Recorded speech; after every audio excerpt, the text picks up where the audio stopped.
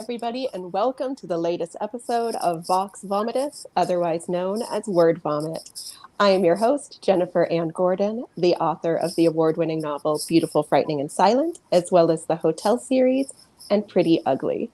Joining me today, as always, is my VOX VOMITUS vixen, Allison Martine, author of the Bourbon books, including the award-winning novel Dibs since September and Move on Melinda. With us today is Amanda Jayatissa, and she is here to talk about her fantastic debut novel, My Sweet Girl. If anybody had if this had accidentally gone live 5 seconds earlier, you would have seen us, Allison and I, just geeking out right at poor Amanda about how much we loved her book. So Amanda, she's already put up with a lot, honestly. She's put up with a lot already. So Amanda, thank you for being here. Tell our audience and our listeners a little bit about yourself and a little bit of spoiler-free stuff about My Sweet Girl. Sure thing. First of all, thank you so much for having me. I'm so excited to be here. It's actually 4:30 in the morning in Sri Lanka, where I am right now. What? So I just assumed you were in San Francisco. 4:30 in the morning, and you're changed the time for you, Amanda. Changed the time. No, it's fine. I'm totally used to it because obviously all publishing news and emails and things come in the middle of the night. So now I've completely readjusted a lot of my schedule. Now you're basically a vampire. Mm-hmm. Kind of, yeah. It's not bad. Good. It's a lot more quiet at this time, so it's a really good time actually to chat and stuff. I just have this really creepy vision of everything's dark outside, and when it's dark outside and you kind of don't know what's out there. So I have this little paranoia. Mohini is out there. Yeah. Which brings us. Oh God. Mohini at the window. No, I've dressed up as Mohini when I was younger to scare my cousins.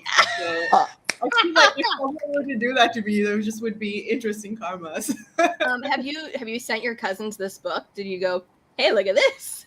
Yeah. Mohini's out to get you. Okay. Yeah, we always knew you were obsessed with ghost stories, and I guess here's proof. So. And now you're getting paid, so. Sorry? Now you're getting paid, so it's hey, who's obsessed now? Exactly. And about the book, so My Sweet Girl, let me pull that up. That cover. It's about a woman named Paloma who finds her blackmailing roommate dead in their San Francisco apartment, and she obviously freaks out and kind of flees the apartment. But when the police get there, they can't find any trace of the body or even any evidence that this roommate even existed to begin with. Paloma is convinced, though, that all these events are somehow tied into her childhood in Sri Lanka and the orphanage where she grew up and the questionable choices that she made to get out of there.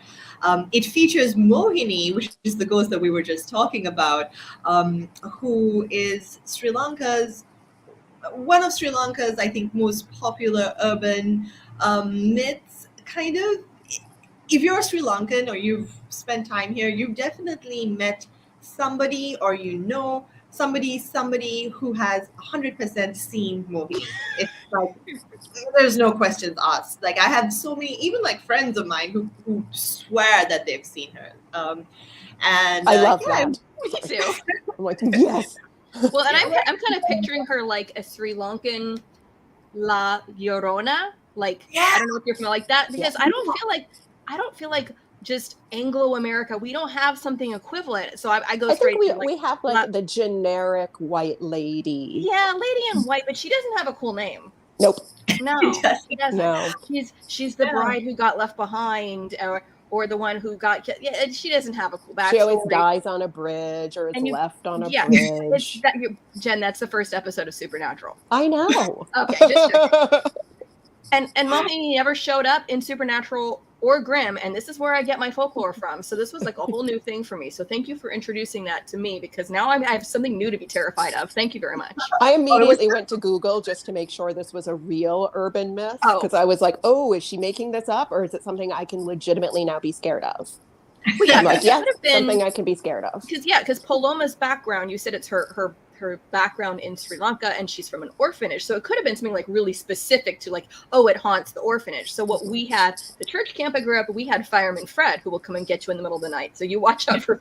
But see, Fireman Fred doesn't really sound that scary. That doesn't sound terrifying. Fireman Fred, he sounds like he has a kindergarten show. Honestly, like he's on Disney Junior.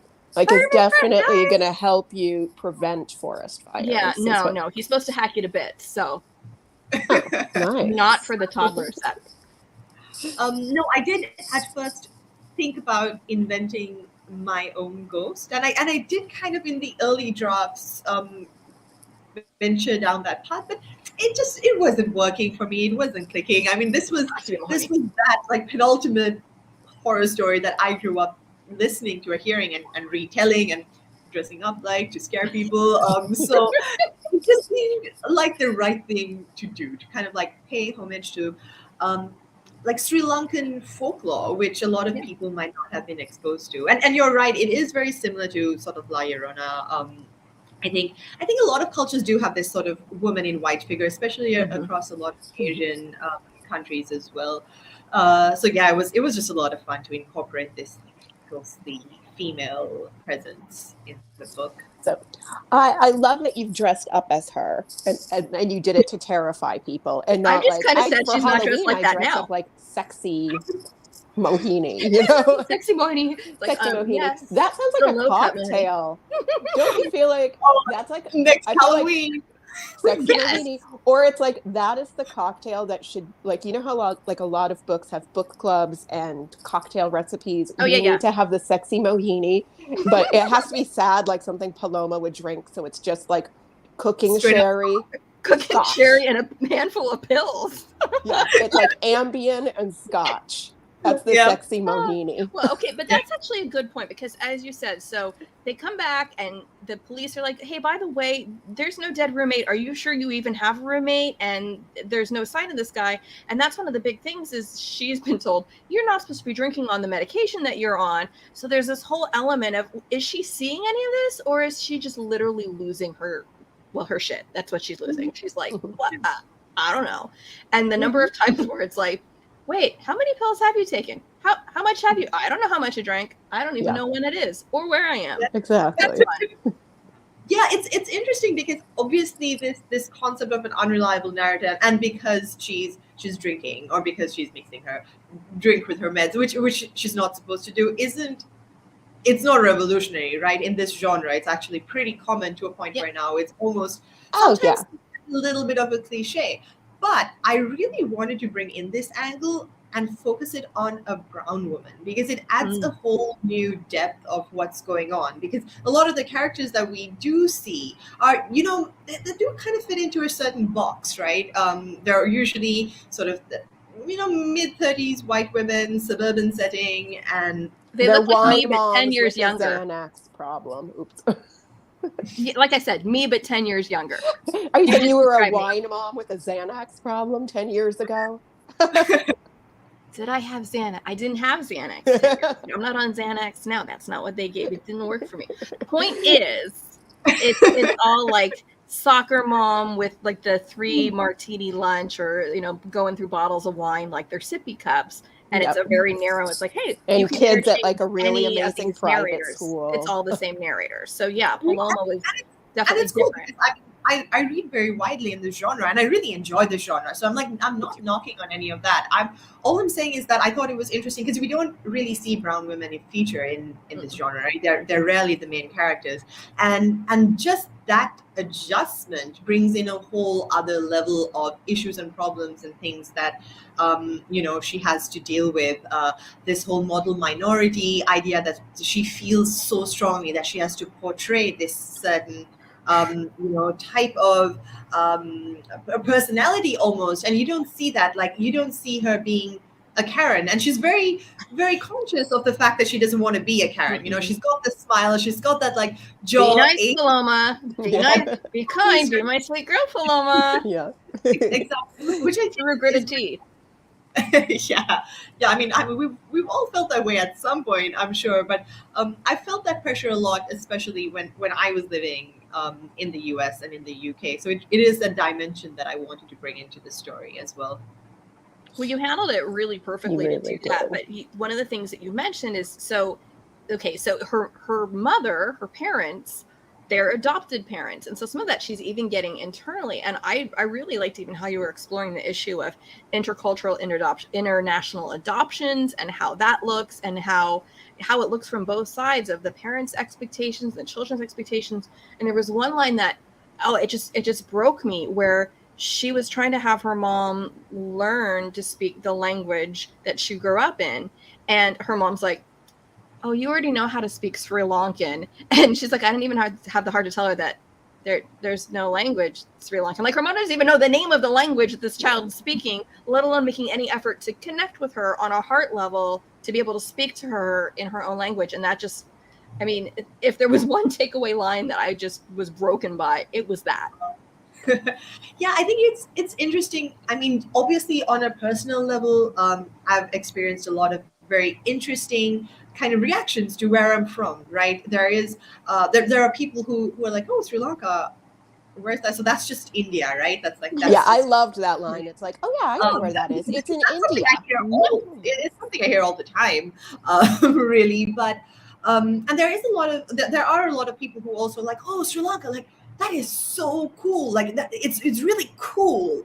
And then like that, there's beyond that, there's really no like learning or understanding or finding out much about me, except like, oh, like you guys have elephants, right?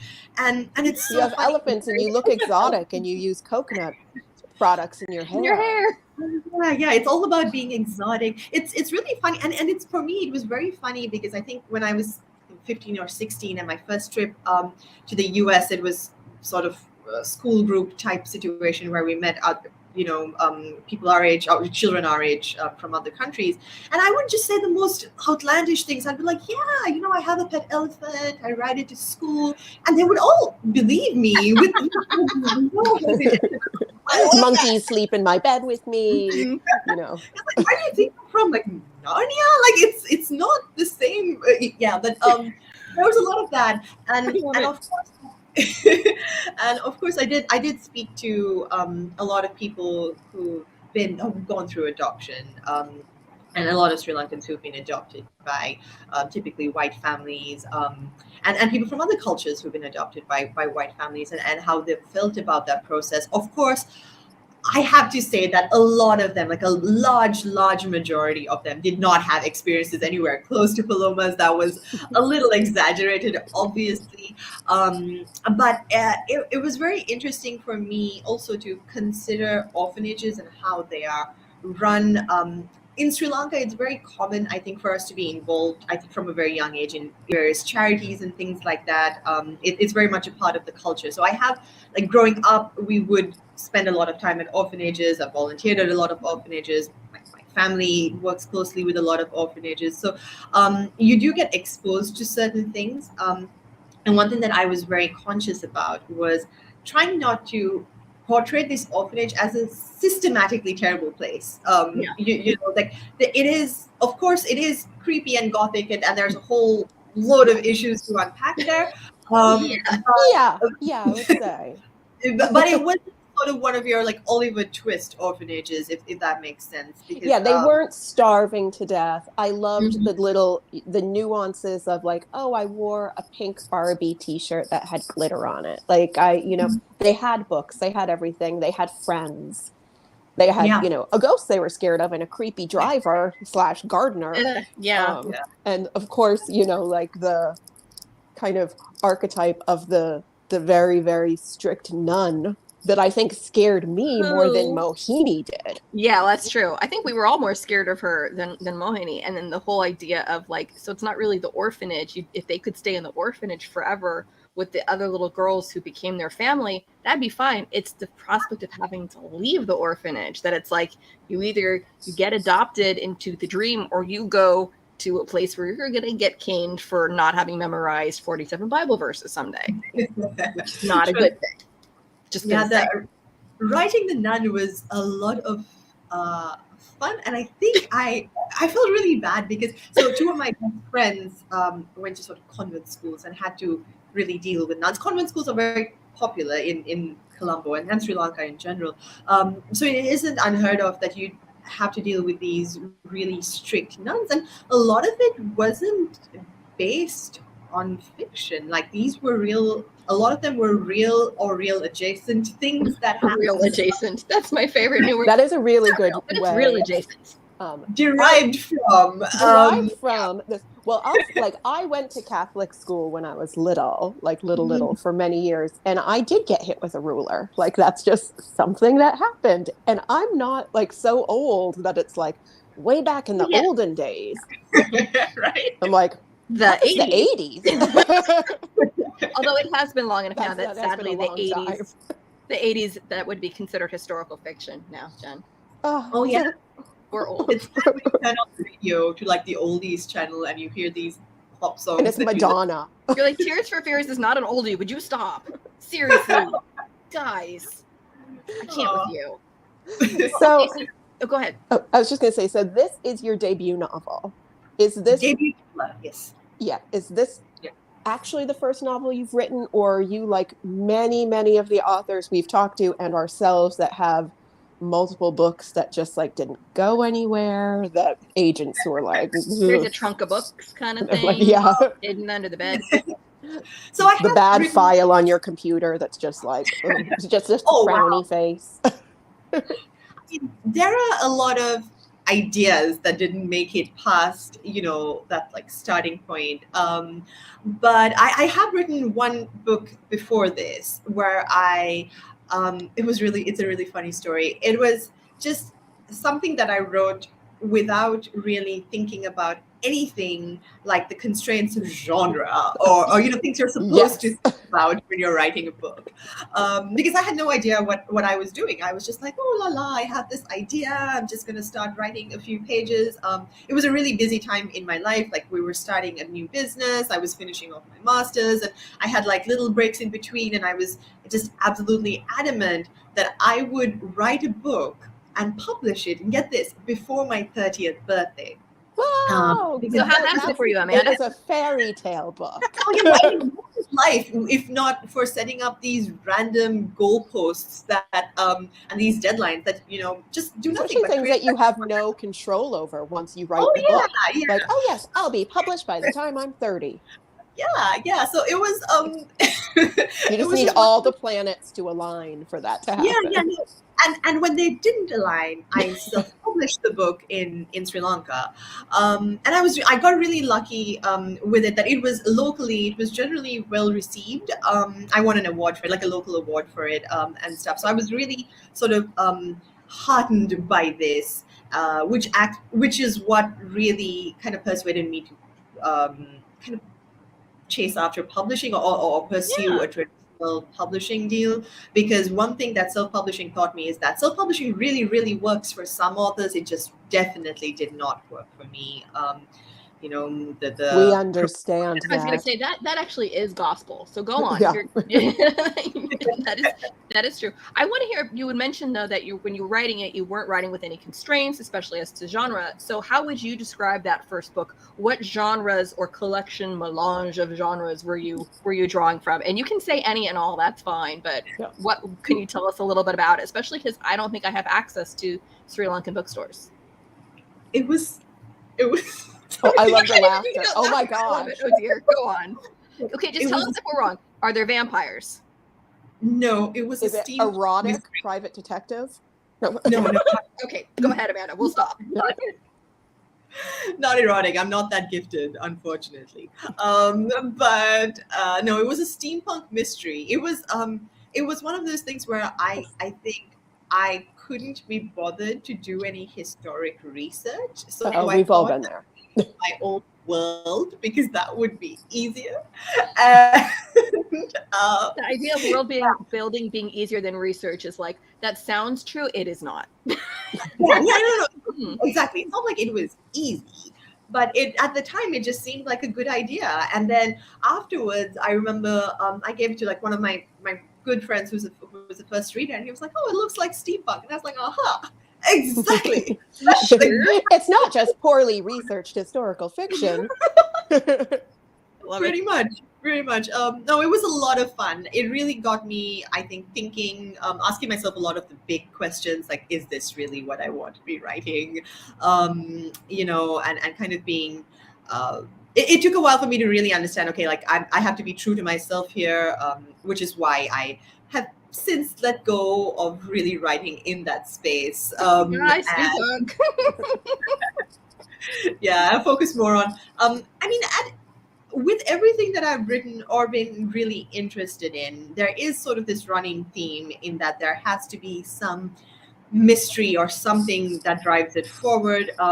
Just because, see, growing up in Sri Lanka, I didn't have a ton of access to, I think, more American titles. Like growing up, we read a whole lot of Enid Blyton. In Sri Lanka, it was like the popular book. So a lot of Famous Five, Secret Seven, these ideas that there are a bunch of kids and they're trying to solve a mystery. And I think that's really like the Babysitter's Club. A little. I read a lot. Don't solve mysteries. Don't they? I don't know. I never read them. That's more like the Bloodhound Gang or maybe Nancy Drew, but with extra friends. I don't know.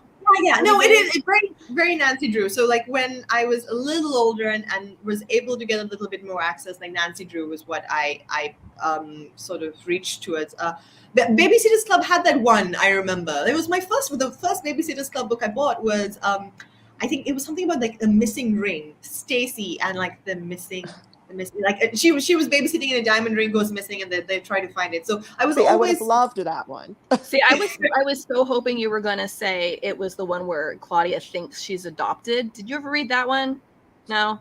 There's one where she thinks she's adopted, and it's simply because her parents didn't take as many baby pictures of her because she was the second child. So she gets it in her head that, like, why are there baby pictures? I don't have. Am I adopted? Like all. No, your parents were just exhausted. It was a thing, but it's like, no, Claudia, you're not adopted. You're not. Sure. No, I love the Babysitter's Club. We didn't have all the titles over here. It was something that like you would luck into. So yeah, it was just I just loved things with like books with mysteries in it or stories with mysteries in it that need to be solved. If there were more, like the more plot twists, the better. So yeah, it just, I think it was only a matter of time till I figured out, hey, like that's the kind of thing I want to be writing. So that still carried over from the earlier book. You're just like, maybe the setting won't be random steampunk or steampunk by default or something. Like, so I totally meant to write a steampunk novel. I definitely did. Intentional. Yeah, at the time, I was like, yeah, I love steampunk. And it's cool. Like it's not that I don't like steampunk. I do like reading sort of in that fantasy space. I mean, it's funny because steampunk's technically considered like it's in that sci-fi fantasy. Like I don't really even fully know. And I read one recently. I'm like, I always think of it as sci-fi meets fantasy. Kind of, but there's that historical element, but it feels like it's kind of its own thing. Because they have flying machines, everything. But everybody's wearing corsets. But yeah, everyone's wearing corsets. Because just for reasons. Yeah. It's all good. Yeah. It was, if you're confused, I was too. Okay, so you settled on this, and this is contemporary set, although because we do have, for anybody who hasn't read it yet, go read it, but you will see that there's dual narration, and I just want to say, and I said as much beforehand, that I got to listen to it on Audible, and your narrator she was fabulous. And she handles all the accents, she handles, like, because you're also with the younger version of these characters in the orphanage, and she sounds like a convincing kid, but then can go into like this hardened San Francisco young woman who's just like, shit, fuck, I gotta go do this, and like she's grumbling, and yes, Sam, thank you, Sam, and then goes back to being this sweet little child, and it's so cute, but she pull any punches. I'll just put it that way. She is so amazing. I remember I got on a call with her because we had to iron out, some of the Sri Lankan pronunciation and things like that. Yeah. And she just, towards the end of the call, and I really liked her, and, we were vibing, everything was great. And then towards the end of the call, she goes, oh yeah, by the way, do you want me to read it like this? And she reads these like 2 lines from the story, and I was just like my jaw just hung open. I was like, it's her. It's Paloma. It's Paloma. Hi, Paloma. How are you? it was like, oh, please don't say mean things about me in your head, Paloma. Because it was so spot on. I was absolutely blown away. And that was something we were very kind of sensitive to when we were trying to find a narrator. It's someone who's able to do these Sri Lankan accents as a child, Yeah. and then grows up to have be this very mean girl-esque who has almost she has almost no accent. But then but the narrator's also still doing voices like Sam, who is also Sri Lankan, but a man, and be able to sound like that and sound convincingly like a man too. So amazing. Yeah, she was fantastic. Absolutely blew my mind. Well, hopefully you have her on the hook for all your other books, and maybe if you bribe her, she'll go do your first one too. No, maybe not the first one, but definitely for the next. How do you feel about steampunk? It's like, I'll do it. It's good. It's all good. So I have to ask this about like everybody that we have that writes mystery, because I love mystery. I always think like, oh, I want to write a mystery. I want to write something, but like I'm bad at planning and I never know the end of the book. We are both pantsers. So we're like, Mr. Huh? So I always have to ask, like, I know like we talked a little bit before the show that you had a different version of the ending in mind. But you had an ending in mind, which to me already was like, that's great. Because I write going, I don't know where this is going. Are you somebody who has to plan it out? Like, do you have one of those serial killer boards, like in your house where like everything's She looks over. She's like, it's right there. Amanda, what's over there? It's either Mohini or the serial killer board, or Mohini holding the serial killer board.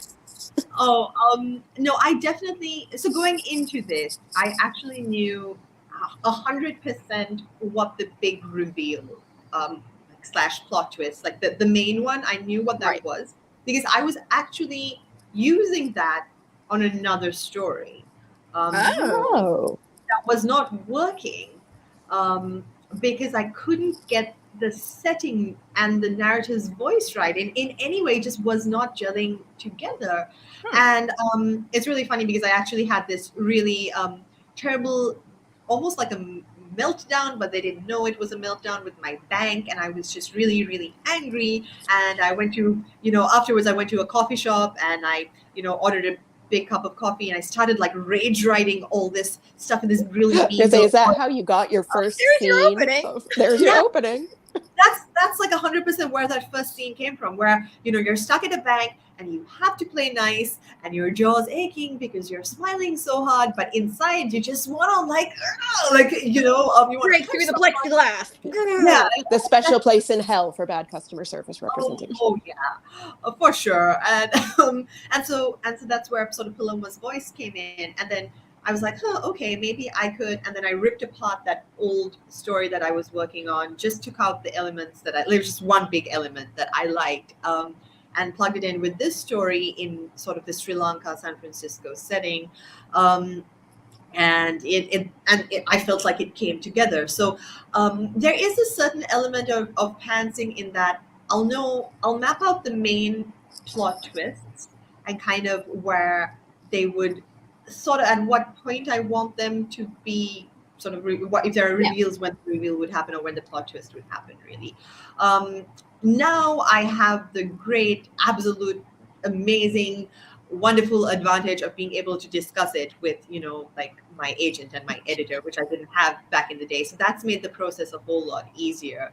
And so I have a sort of a slightly cleaner outline, or it's never really a major outline. It's more like a beat sheet. Do you mean for later books then?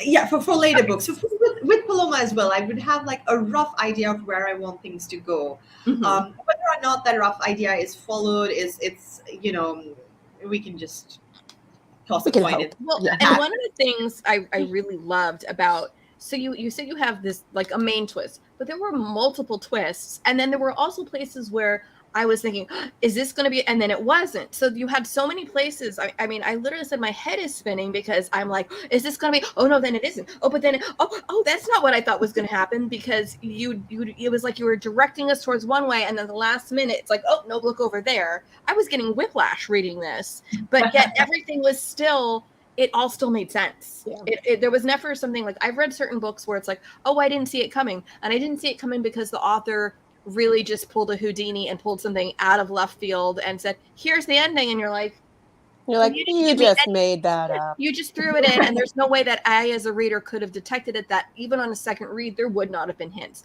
Whereas if I were to go reread this, I would be seeing more hints and go, oh, I see what you're doing there. Oh, I see where that leads in. And I can't think that could have just happened naturally in one draft. You had to have multiply figured out where these are and then put those little early seeds. And especially you had such a, I don't want to say like, for some of the minor twists, I don't want to say they were throwaway, but they just kind of very seamlessly, you were in the character's head. And I was like, yes, I love that. It wasn't like, I think I know which one you mean. Yeah. Or one of the ones you mean where there were, I think 2 or 3 that I was like, oh, yes, I love that. And I know at least one of them I saw coming, but then the second part, as far as what that led to, not so much. I'm like, oh, that makes sense. I think with twists, it's interesting because personally, I love a good twist, and if there are many of them, that's what I like. And I remember chatting about this with my agent, even for the next book, is that what's really nice is if you have that twist, and then you have that little at the end where it's like, it was and you have that like little thing again, which is like a little mini, and for me, the more they're peppered in, the better the story is, as far as it makes sense to the plot. And in my case, it was a lot of the twists, and I think I know which ones you're referring to. A lot of that really, for me, was laying the groundwork for Paloma's character, because a lot of what happened, obviously, is what led to her being this absolute, hot mess, train wreck, woman unraveling and trying to get some semblance of control over her life, but failing at it. That's a result of everything that happened to her. I mean, people don't just wake up one day and decide to, go on benders and everything she was made perfect sense once we figured out everything that she had been through. Like, I just was like, I get it. I get all of it. I also really want to say I liked her side hustle. I was like, what a great way to make money. Is this podcast allowed to talk about that? No, I read a few interviews of women who engage in side hustles similar to that, and I was like, she doesn't sell Tupperware, folks. Let's just put it that way. It's not multi-level marketing. No, that was a really weird way to recruit people. I don't even want to say what it is, but it was really handled well. It was funny. I know people who do similar things. Okay, I won't say what it is, but it reminded me, I saw something on Twitter about someone who she was selling her farts in a jar. Oh, I saw something like that. And she ended up in the hospital because apparently the way she was eating was intentionally to give her really bad gas, and eventually it got too hard, and she was like in the hospital because you can't eat like that forever. I did read something like that. I didn't read it on Twitter. I think I actually saw it on a news I don't site. make it up. But like, I mean, you have to. I mean, I've started businesses. I mean, very, very, like mainstream businesses now. Like things for clarifying that one. I'm like, you can't help but really admire the entrepreneurial like mindset of some. Her like kudos to them. And if someone's willing to her profit margin was great. I bet. I was like, look at that. I was just 20 years younger and hotter. I don't know if any of that matters. It's about equivalent to selling your farts in a jar. No, I don't want to do that. That's the one I don't want to do. Like, would you be anonymous though? Like, if you could anonymously sell your farts in a jar, would you? I mean, but I think some of it must be because was probably like a hot girl. I'm sure some of it was. But hot enough. I'm not going to kink shame. Whatever people want, whatever makes you happy, whatever you want to spend your money on. It could be worse. It could be drugs. I mean, I got nothing. I just wrote the book. No. I just and I mean, it was one of those. It's one of those things where it's like Paloma is not apologetic about her side hustle, and Mm-mm. and that was important to me too. That it's not something necessarily that she's ashamed of. It could have some repercussions, like that she got a little paranoid about, A bit. early on there. But it's definitely, I mean, no shame. A girl's got to do what a girl's got to do. Hey, so As she's getting, because she's getting her freelance business getting going, and hey, you need a side income while you're getting a business started. Everybody knows that. yeah, I mean, I think OnlyFans wasn't a thing when I was anyway. Oh, I could have done that. Something she would have considered. I would think. So. So on that note, people are now like, wait, there's what's going on in this book? This book has You everything. just appeal to a Ghosts, whole new demographic you were orphans. probably not trying to appeal to right now. I feel like Guys, no, a very that's minor. a good demographic. Don't read it for that. Yeah. Really Don't read it for the side hustle. Read it for the scotch drinking and the blackouts. Yeah. Pretty much. Yeah. That should be like the tagline. Yeah. Okay. I could. Yeah, you can put that on your cover. Well, okay, so you said that now you have more of a beat sheet and you were able to kind of have these, your editor and your agent to work through things with. So what are you working on now, and when can we have it in our hot little hands? Yeah. It's And do you need early readers? I think you have 2 volunteers right here. Oh, thank you. Thanks. No, it's done. It's with the team at Berkeley, and we're in that production stage that's really exciting, where I'm seeing covers, and it's we're finally having those conversations going about it, which is really exciting. It is. Of course, it is another suspense. It is, this time it's based completely in Sri Lanka, but a different type of Sri Lanka to the orphanage, because this time it's in sort of Colombo 7, which is very sort of bougie, upper class Colombo society, and it takes place around a Sri Lankan wedding. And it was a lot of fun to write. Again, it's like, I feel like my books have this mean streak to them. And you seem so pleasant. And we're not complaining at all. I think, wasn't your dedication in the book, was it like to your husband or something that's like, thank you for forgiving me when I'm being a total Paloma? I read that and I'm like, I'm going to love her. No, it's really funny, because I do. I think, like, when I was younger, I did a lot of sort of theater, acting, stuff like that. And I could totally understand, and I wouldn't do this, of course, but like I could totally understand like method actors and why they would be a certain way, because you need to kind of get into that mindset. And when I was writing Paloma, I 100% had to get into that like mean girl mindset. And so you're basically a method writer, is what you're telling us. It's like such a funny thing to say, right? But I definitely do start like thinking like that. And like through the day, when I'm going through like just like my daily business, I'd be thinking, I was like, oh, like what's a snarky, like I'd be thinking snarky things to myself just to get into that like headspace of like just being mean. I wouldn't say it out loud, but I mean, things do slip out every once in a while, usually towards the direction of my poor husband, who is so, I mean, he's so patient and kind of, there have been so many times where he just like looked at me and he's like, all right, can you like stop being a Paloma now? My wife. I love that it's like a phrase in your house. It is. Don't be a Paloma. Is he where you get some of the inspiration then for Sam? Because I loved Sam, and just like how he's like, so I'm not saying that I don't like partying with you when you're completely crazy drunk, but maybe just we tone it down maybe just a little bit. I didn't mean to scare you. And you told me to call you, and I just have food. I mean, he's bringing food. How can you not love someone who's just showing up like, what kind of food would you like? Food. It's like the best thing to do, right? And I definitely like that bit is straight up from my husband. It's like, I'll be, having a Paloma day, and he'd know like the thing to do is to feed me. He's like, here, yes, I cook for you. And he is a fantastic cook, so it works out really, really well for me.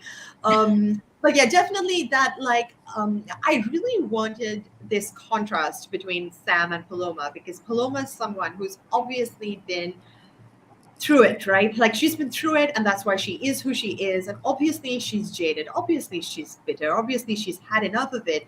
And Sam is based, I mean, obviously like there's a really good nature that comes from my husband, and a lot of sort of guys I know who are just very, like, I feel like that sense of innocence almost. And he's actually based on very strongly on this guy I did meet when I was in the US, who was just so bought into this idea of like the American dream, and how he was just so thankful to be there because it was hard, and it is hard for Sri Lankans to get over there, right? It's not like, you can just wake up one day and decide like, hey, I'm just going to buy a plane ticket and fly over there, because No. we don't have a very good passport. Like, just even applying for holiday visa is an effort.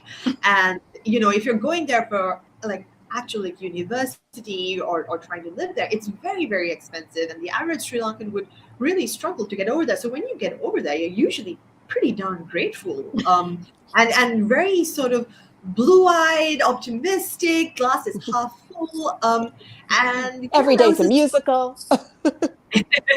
Yeah, and it was funny. There was this one guy that I met who was so much like that in the US. I met him only very briefly. He was dating a girl in my dorm, and I remember he like really struck that like chord with me, and he kept like trying to speak to me in Sinhalese, which at the time I don't annoyed. I found it really, really comforting. But it was really nice. Paloma, who's like, could you not?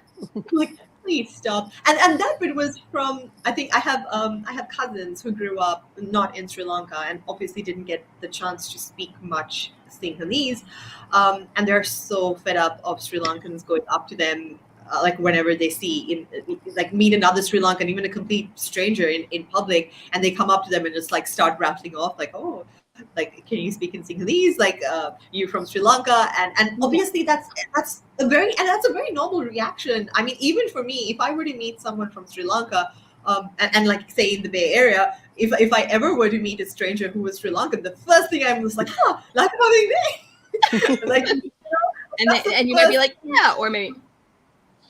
And yeah, and I remember the guy that I met, and he was probably like totally being a Paloma in his head. I remember he was just like, and he was like, oh, which means yes. And then he's like, but I grew up here, so I don't really speak it. Like, I can kind of understand it, but I can't really speak it. And I think that's a frustration that a lot of, I think, like Sri Lankans who are living abroad or who have grown up abroad have to face. So. Well, especially if there's not a huge community around where you can continue to speak the language. A lot of other groups who've come here, they're there with extended families and other communities, and there's like a little Saigon and areas where there's a dense ethnic population where you can probably keep speaking it. I don't know if you're going to find that when you come here if you're trying to speak Sinhalese. You're like, no, you got to take it where you can find it. No, sure. I mean, it's very rare that like people even know where Sri Lanka is, and most of the time when I speak to, I think most of the Americans I met, they're like, oh, you're the first person from Sri Lanka that we've met, which has been pretty much, I mean, we're a very small country, of course, so it's only to be expected, I guess. Well, Amanda, this has been amazing. I hate to say it, we are out of time. Everybody who's listening to this live or on our replay, go out and buy Amanda's book or order it on anywhere online, Amazon, bookshop.org. Listen to it. Amanda, you were great. Allison, you were great. Thank you. This has been a copywritten podcast by the Authors on the Air Global Radio Network. Stay tuned next week when we have the author of Defenestrate, Renee Branham. Sorry, I almost said her name wrong. So she will be here next week, and thank you all so much.